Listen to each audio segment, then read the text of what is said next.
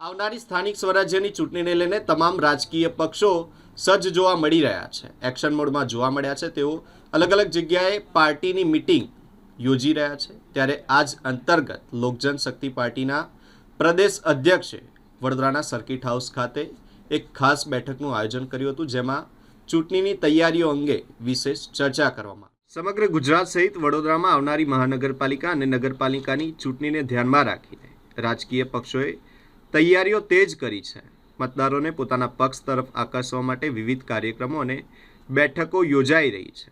વડોદરામાં લોકજનશક્તિ પાર્ટીના ગુજરાત પ્રદેશ અધ્યક્ષ આશિષ પટેલની અધ્યક્ષતામાં અલકાપુરી સ્થિત સર્કિટ હાઉસ ખાતે એક બેઠક યોજાઈ હતી। આ કાર્યક્રમમાં આશિષ પટેલના સન્માનમાં સ્વાગત સમારંભ તેમજ કાર્યકર્તાઓની પરિચય બેઠક યોજાઈ હતી, જેમાં પાર્ટીના આગેવાનો, કાર્યકર્તાઓ તેમજ વિવિધ ક્ષેત્રના પ્રતિનિધિઓ મોટી સંખ્યામાં હાજર રહ્યા હતા। આ બેઠક દરમિયાન આવનારી ચૂંટણીને લઈને સંગઠન મજબૂત બનાવવાની સાથે વ્યૂહરચના અંગે ચર્ચા કરવામાં આવી હતી। અત્યારે આજે વડોદરાની અંદર પ્રમુખ તરીકે મારી નિયુક્તિ થઈ છે, એના બદલ વડોદરા જિલ્લાના કાર્યકર્તાઓ દ્વારા સન્માન સમારંભનું આયોજન કરવામાં આવ્યું છે। અને આવનાર જે ઇલેક્શન છે એની અંદર અત્યારે અમે સંગઠન કરી રહ્યા છે। જ્યાં આગળ સંગઠન મજબૂત હશે અને અમારો ઉમેદવાર જીતી શકે એવું હશે, ત્યાં આગળ અમે પૂરજોશથી કામ કરી અને ઇલેક્શન લડીશું। કેટલી બેઠકો પર તમે કરવાના કઈ રીતે? હાલ અમારે એવું છે કે જીતવા માટે અમે ઇલેક્શન લડવાના છીએ।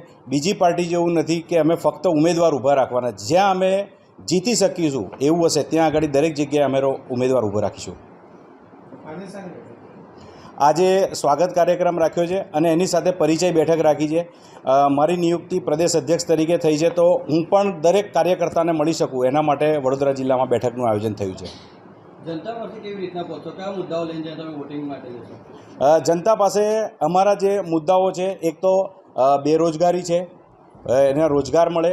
બીજું કે ઘણી બધી જગ્યાએ એવું છે કે સરકારશ્રીની જે નીતિઓ અને એમાં છે, પરંતુ કોઈ જગ્યાએ એનું સંપૂર્ણ રીતે ત્યાં લોકો સુધી પહોંચી નથી રહ્યું, તો એના માટે દરેક જગ્યાએ અમે કરવાના છે। આવનાર સમયની અંદર લોકજનશક્તિ પાર્ટી ચિરાગજીના નેતૃત્વની હેઠળ ગુજરાતની અંદર અમે જનતા દરબારનું આયોજન કરવાના છે, જ્યાં આગળ દરેક જિલ્લાની અંદર જનતા દરબાર કરવામાં આવશે અને એનાથી દરેક લોકો સુધી અમે પહોંચીશું। જેનો જે પણ પ્રશ્ન હશે તે અમારા દ્વારા એનું સુખદ નિરાકરણ આવે એવી રીતે અમે જનતા સુધી, જન સુધી આમાં પહોંચીશું।